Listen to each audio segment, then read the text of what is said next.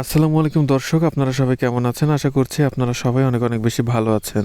আজকে আপনাদের মধ্যে আবারও নতুন একটা ভিডিও নিয়ে হাজির হয়ে গেলাম। সামনেই যেহেতু রমজান মাস, তাই ইফতারের জন্য আপনাদের আজকে একটা হেলদি রেসিপি করে দেখাবো। আজকে আপনাদের করে দেখাবো ধনিয়া রাইস।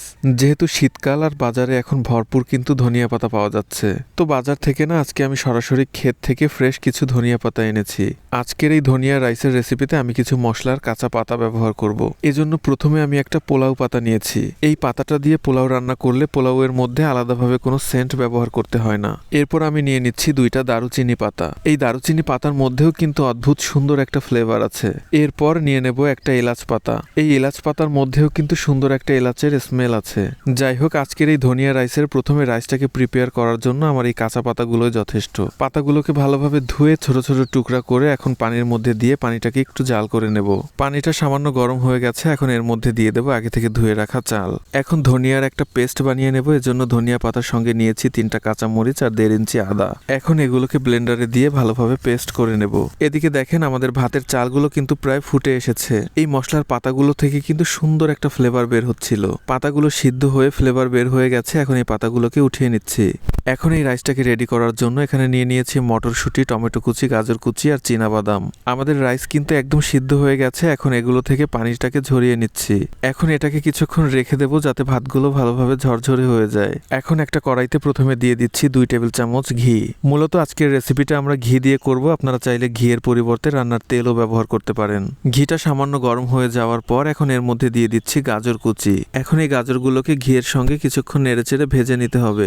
গাজরগুলোকে কিছুক্ষণ ভেজে নেওয়ার পর এখন এর মধ্যে দিয়ে দিচ্ছি চীনাবাদাম। এখানে কিন্তু আপনারা চীনাবাদামের সঙ্গে সঙ্গে বিভিন্ন ধরনের বাদাম ব্যবহার করতে পারেন। এখন এই বাদামগুলোকে কিছুক্ষণ ভেজে নেওয়ার পর এর মধ্যে দিয়ে দিচ্ছি মটরশুঁটি। এখন এই মটরশুঁটিগুলোকেও কিছুক্ষণ ভেজে নেওয়ার পর এর মধ্যে দিয়ে দিচ্ছি টমেটো কুচি। এখানে আপনারা চাইলে টমেটো কুচির পাশাপাশি ক্যাপসিকামও ব্যবহার করতে পারেন। ঘি দিয়ে সবজিগুলো ভেজে নেওয়ার পর এখন এগুলোকে উঠিয়ে নিচ্ছি। সবজিগুলো উঠিয়ে নেওয়ার পর এখন কড়াইতে আবারও দিয়ে দিচ্ছি রান্নার তেল। তেলটা সামান্য গরম হয়ে গেলে এর মধ্যে দিয়ে দিচ্ছি 3টা তেজপাতা। এরপর দিয়ে দেবো 1 কাপ পেঁয়াজ কুচি। এরপর দিয়ে দিয়েছি 2 চামচ আদা রসুন বাটা। এরপর লাগবে আমাদের 2 চা চামচ জিরা ধনিয়া বাটা, মানে 1 চামচ জিরা বাটা আর 1 চামচ ধনিয়া বাটা। মশলাগুলোকে কিছুক্ষণ কষিয়ে নেওয়ার পর এখন এর মধ্যে দিয়ে দিচ্ছি ব্লেন্ড করা ধনিয়া পাতা। এখন এগুলোকে ভালোভাবে মশলার সঙ্গে মিশিয়ে কষিয়ে নেব। আপনারা যদি ধনিয়া পাতার ফ্লেভার খুব বেশি পছন্দ করেন তাহলে ধনিয়া পাতার পরিমাণ আরেকটু বাড়িয়ে দেবেন। এগুলোকে কিছুক্ষণ কষিয়ে নেওয়ার পর এখন এর মধ্যে দিয়ে দিচ্ছি রান্না করা ভাত। এই ভাতটাকে কিন্তু আমরা নর্মাল ভাতের চাল দিয়ে রেডি করেছি। আপনারা চাইলে বাসমতি অথবা পোলাওয়ের চালও ব্যবহার করতে পারেন। এখন ভালোভাবে নেড়েচেড়ে ভাতের সাথে সমস্ত ধনিয়া পাতাগুলোকে মিক্স করে দেব। এখন এর মধ্যে পরিমাণ মতো লবণ দিয়ে ভালোভাবে এই ভাতগুলোকে মিক্স করে ফেলবো। এই অবস্থায় চুলার জাল কিন্তু একদমই কমিয়ে রাখতে হবে, তা না হলে ভাতগুলো পুড়ে যেতে পারে। এখন এর মধ্যে দিয়ে দিচ্ছি ঘি দিয়ে ভেজে রাখা গাজর, টমেটো, মটরশুঁটি আর বাদাম। এখন আবারও ভালোভাবে নেড়েচেড়ে এই সবজিগুলোকে ভাতের সঙ্গে মিশিয়ে দেব। এই ভাতটা থেকে যে এত সুন্দর একটা স্মেল বের হচ্ছিল আসলে এটা বলে বোঝানো যাবে না। এখন এগুলোকে 5 মিনিটের জন্য লো হিটে কিছুক্ষণ ঢেকে রেখে দেব। এখন একদম শেষ পর্যায়ের মধ্যে আবারও দিয়ে দিচ্ছি 1 টেবিল চামচের মতো ঘি। এরপর দিয়ে দিচ্ছি 1 চা চামচের মতো গরম মশলার গুঁড়া। ফ্লেভারটা যাতে ভাতের সঙ্গে মিশে যায় এজন্য আবারও ঢাকনা দিয়ে কিছুক্ষণ ঢেকে রেখে দেব।